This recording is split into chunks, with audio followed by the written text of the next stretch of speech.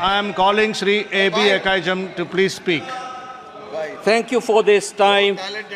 As I get up to speak on a troublesome moment in the history of India that has never happened, called the tragedy of Manipur, which is sought to be silenced by the government.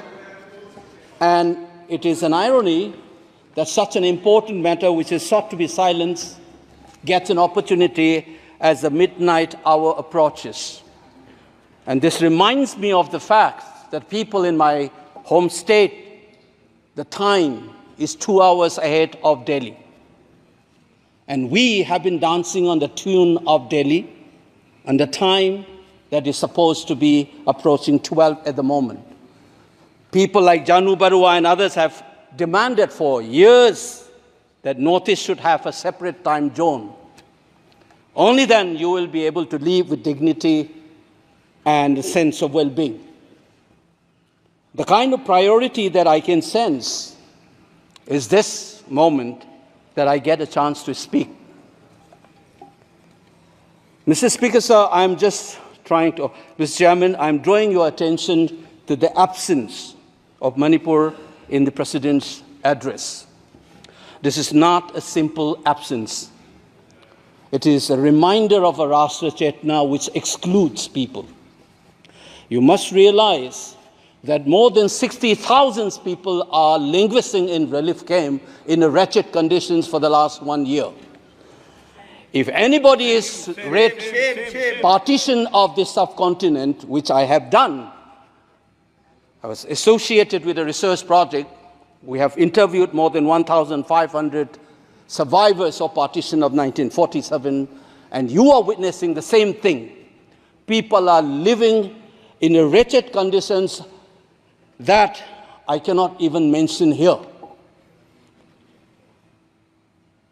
60,000 people homeless is not a joke.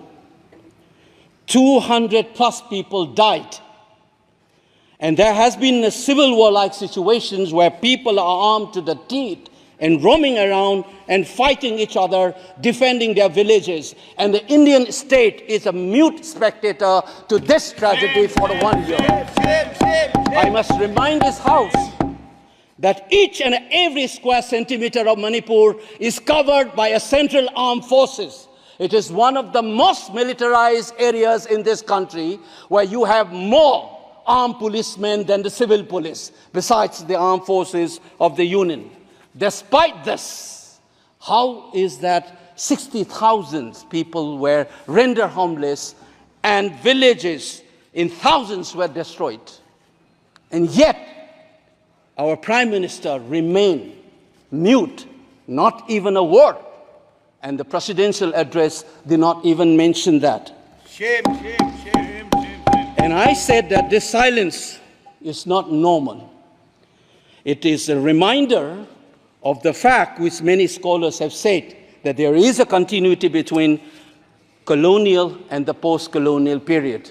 Today we are observing a day where we begin a new criminal laws, seemingly discarding the colonial heritage. But as Ashish Nandi says, colonialism is a state of mind. It is a psychological phenomenon. It is an outlook, the way you look at the people, the way you look at the world.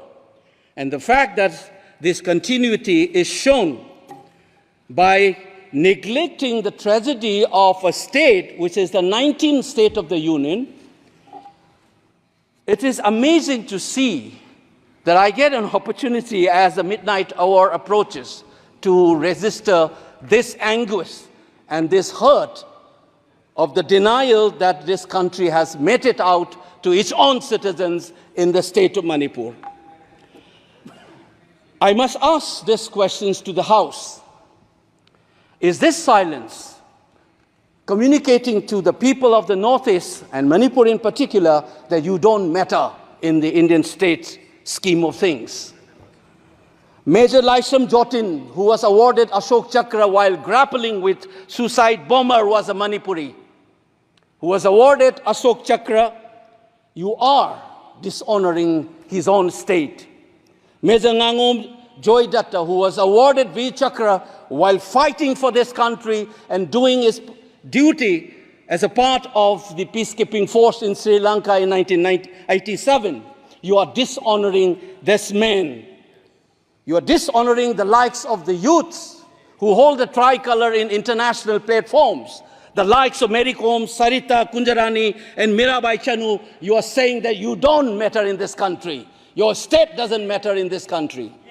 You are also saying that the likes of Ratan Thiam, the icon of the culture of this country, Harivansh Sham Sarma, don't matter in this country. If you have an iota of concern for this state, there would not have been a silence. There would not have been a silence in this house, nor in the presidential address. This must be registered. Please raise your point of order. If you wanted to doubt the nationality and the nationalism of the people of that state, you must realize that these people have fought for the country. These people have brought rural to this country. Please remember this. And that is what the silence means. 1 second. And I am telling you this. Mary Kom को हमने member of parliament बनाया, Bharatiya Janata party ने member of parliament बनाया। हमने कैसे नहीं इज्जत दी मणिपुर को स्पोर्ट्स यूनिवर्सिटी दिया। और आपसा जो है, मैं एक ऐसा आदमी हूं कि मेरे मामा को मणिपुर में गोली लगी, वो सीआरपीएफ के डीआईजी थे, इनको शहीद नहीं पता है। और 1956 में पहला आपसा मणिपुर में लगा, और 1956 से आज तक कांग्रेस के कारण मणिपुर की यह स्थिति है। 5 years after independence, can you negate this fact? We are talking about the inclusion of the Northeast history after 75 years. That's a classic exclusion. India was an anthropological subject, not a historical subject in the eyes of the colonial forces. And today, the Northeast remains outside of the history of the Indian history textbook. That is why you treat them as the other. And that's the silence. And the silence on the Manipur tragedy is not unique. It is a reflection of this general continuity of the colonial in the post-colonial. It is sad to see a nationalist party like the BJP will feel comfortable with this silence on the tragedy of Manipur. Keep your hands on your heart and think about the 60,000 people who are linguistic in relief camps. And those mothers, those widows, think of them.